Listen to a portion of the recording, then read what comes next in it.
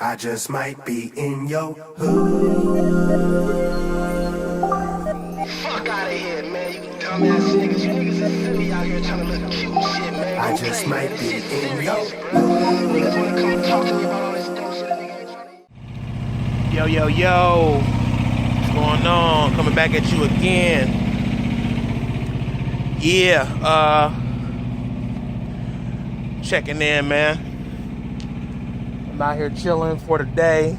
Gotta deliver my load in the morning in Maryland. Well, I'm in Maryland right now. Over here just checking out my load. Trying to get this tarp thing down, man. You know what it took? More and more loads I keep picking up and tarping, the more I keep looking at it and try to figure out how to cover edges and how to get the front of it down real good. So I don't lose that sucker, you know, especially at night because it's getting darker early. Everybody knows winter's coming around the damn corner. It's breezy out here right now. It's like 40 degrees. But anyways, it's my day off, so I ain't worried about that truck and trailer right now. I parked at Walmart. They got a plaza with a whole bunch of stores. I gotta make a couple quick, well, I need to go into GNC because I need to buy me some more vegan protein powder. So yeah, GNC, live well. Look at all the little snowflakes and all that up on here. Hey, boss, how you doing? I'm alright. You got the vegan protein powder? Yes, sure do. What about that is? So we've got a couple of different options. Here, here, here, and then we have the new gold standard plant protein as well. So we've got quite a bit here.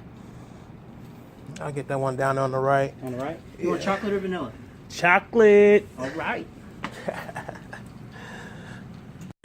Okay, so this is something different. I haven't tried this one yet. Superfood Supreme. Add that with the vegan protein. It had a big sale on it. It's originally $46. I got it for $11.74. So something that's worth trying. Vegetarian protein, digestive health, antioxidants, all the good stuff. All the good stuff. All y'all health nuts out there, tell me what y'all think. Comment below what y'all think. Adding this with the already, come on, focus. I think I touched something.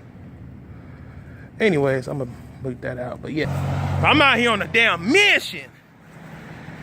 For those who's watching, one quick thing I see a lot of YouTubers do, and it's mainly beginner YouTubers like myself, I'm a beginner too, is when you're talking to your audience, to your people who's watching, you gotta know how to look at the camera lens and not at the screen. See the difference? Camera lens, screen. I see a lot of people do that.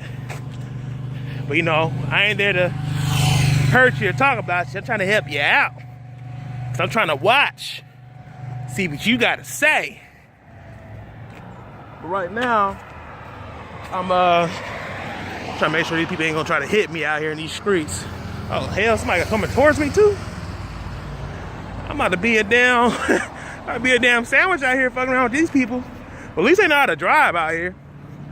I give Maryland a little bit of credit. They're not as absurd or reckless like if you do it in Atlanta or Arkansas or Chicago or New York or something like that. Yeah, one of them stood out amongst the other ones, and I said that for a reason. But right now I'm out here looking for a nail shop.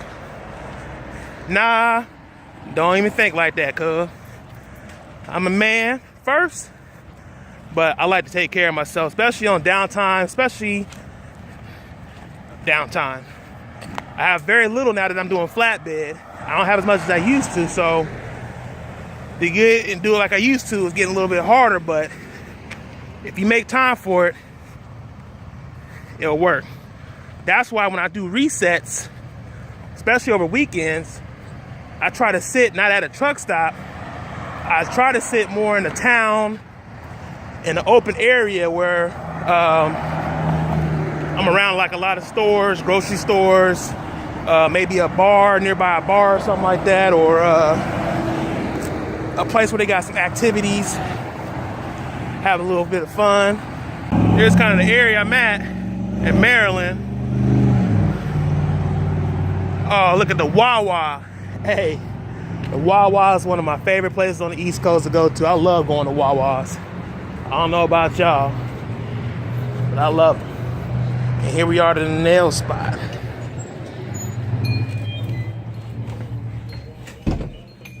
How you doing? Pedicure. Okay, so now I'm much better. I got my feet in some water. You know what I'm saying? I ain't gonna show you my feet because I ain't trying to lose subscribers. You know what I'm saying? I'm trying to keep everybody happy. I ain't gonna pull these bad boys out the water, you know what I'm saying? But yeah, I was gonna do my whole video in here, but since my phone battery's at 9%, I gotta wait till I get back to a charger. Huh? Oh yeah, there's plenty of soap. I need that. It's gonna need a lot more than that. Wait till you get to it. It's gonna need some work. Just don't be scared of it now. Yeah. Yeah, something wrong with them. You're absolutely right. Hey man, check it. She looked at my feet, boy. She's about to quit her job. No, I'm just joking, man. But yeah, I try to take care of that at least once a month. But I know I need to be doing at least twice a month. But I'll let you check my feet out real fast. I know y'all gonna look. Oh, there's my feet. I'm way up here because if I get the camera too close, it's gonna crack my lens. So they feel much better now. Feel much better. I can actually see the bottom of my feet. Yes, sir. So if y'all still watching, you know, I appreciate it. But I'm about to give me something hot to eat, and then I'm about to get to finish the video like I wanted to, but I'm gonna do it today. Right now, I'm currently at my next pickup here in Maryland, Baltimore to be exact, and pretty much it's gonna go right after dark. That was the forklift driver. I was supposed to be loading wood. I'm supposed to be picking up the spot wood, either what's behind me or over there on that side, whatever. But talk to you real quick, life after dark. How's it been going so far with this company here? It's been straight. It really has been. I been working my ass off. I'm not even gonna sugarcoat it. Working my ass off, man. Trying to make sure I got these paper logs straight, you heard me? One of the differences off the back I just told you is that this company is doing paper logs well until the ELD mandate December next month.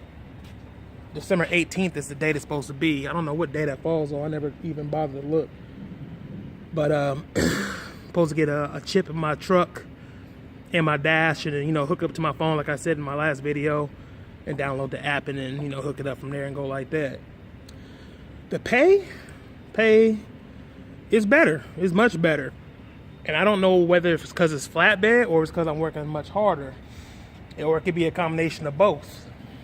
If I said the average at Dart, I was making $2,500 as an owner-operator a week. Well, here, I can't give you an average yet. And the reason being is because I'm getting, like, deductions, like major deductions. Flatbed equipment I have to buy first. You know what I'm saying? I didn't have the cash to throw at them up front. So the flatbed equipment, the license plate tax, all that ran me about $5,000. So the way they're doing that is they divided it by 4. You can do the math. I ain't got to do it for you. But they're taking that a week for 4 weeks. So this week here, starting Tuesday, would be the 4th weekend because it pays next Friday. Which brings me into the next difference is Dart. The best thing at Dart, I'm just going to say it's the best thing at Dart is their settlements. You can get them whenever you finish a load. I was getting direct deposit in my account every day, every other day. Just depending on how I ran and what I ran. And as long as I know I always had money kept coming in, you know, I ain't never have to worry about my account saying decline. But here, they pay every Friday, and they withhold a week, your first week. It ain't that bad, but you know, everybody used to typically getting paid every Friday. Watch this guy see what he's doing. So the pays ain't bad, difference ain't bad. Now, as far as the work, it is physically much more work than doing van. Don't have nothing to do with dart, but just doing van. Like this load here has to be tarped. And I'm trying to see how he's gonna stack it. I don't know if that's as high as it's gonna go all the way down the trailer, or if there's gonna be higher than that, you know, one more tier or what. So as I'm watching them put together, it depends on if I'm gonna use a 4-foot tarp or 8-foot tarp. Off the back, I would have to guess that it's gonna take an 8-foot tarp for some reason. How many of those I'm getting? How many of those am I getting? 16. 16? So is that high as it's gonna go? Yep. Okay. 8. Where's the middle one? That little yellow light? Where's my middle? Yeah, that yellow light. My middle point is right here, this pocket. Okay, watch it off. So yeah, 16 of motherfuckers, damn. My bad for the interruption. How rude he is, man. Asking me all kind of questions, talk about where the middle of your trailer at. But no, I'm just joking around. But nah, the way to determine the middle of the trailer of a flatbed is, that's probably the next difference. Like van, it's not as simple as you just loading it from the nose all the way to the tail. No. That's not flatbed at all. You see how he put it in the smack middle of the trailer, like this here. You know what I'm saying? So the way to determine the middle center point of your trailer, because you have to balance the weight. So luckily this here is all gonna be 16 straight. So that's the back end. You're gonna put one stack behind that and then 2 in front of it. So it's a 48-foot flatbed. So 24 being the halfway mark is this light right here. This is the 20-foot mark. So usually the foot behind that is the center point of where you want to balance your weight at. And you gotta pay real close attention when these guys, you know, load your trailers, because not saying it's a bad thing, but most of these guys do this all day, every day. They got a pretty much general way how they load stuff. It's not new to them. You know what I'm saying? These kind of guys have been here for 10 years, plus years, 5+ years, so on and so forth. Now, if you look at it from the back, you can kind of see how that's coming together.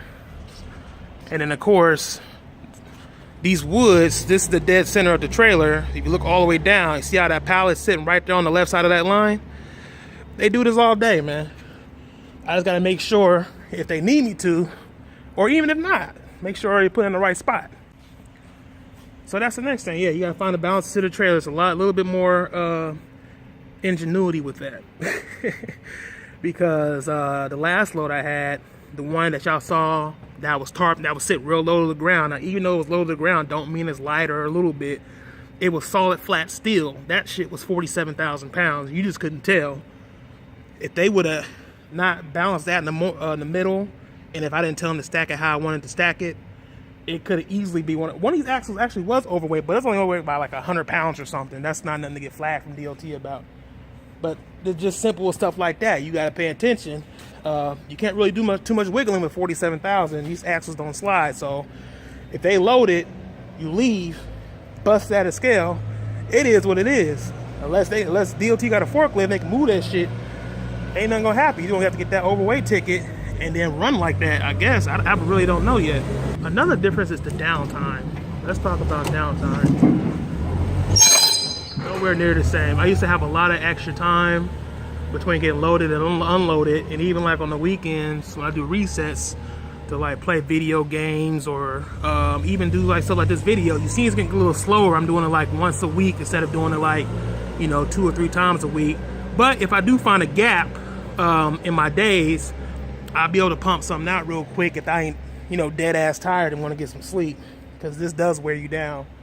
Plus my body is sore, but that's only gonna last until I get used to it, and then it's gonna be a piece of cake, you know what I mean? The next thing is, I would say, not really a bother, not an issue yet, but you see how on my flatbed I have these boxes on the side. Now these boxes here, I got one on each side. They contain I would say at least 50% of my equipment and the more expensive 50% of that. And you see how I got bungee cords around it. And the reason being is because these boxes could get easily damaged. If you don't latch these properly, or you leave one of them open, or you happen to go down the highway, especially it being at night, and you hit a bump and the fly is open, not only are you gonna damage the hell out of your box, which each of these boxes is 1,000 a piece. So it's 1,000 for this side, 1,000 for the other side. Break this damn door. Not only gonna break the door, you're gonna be out of a box, but everything you got inside that motherfucker gonna start easing on out of there.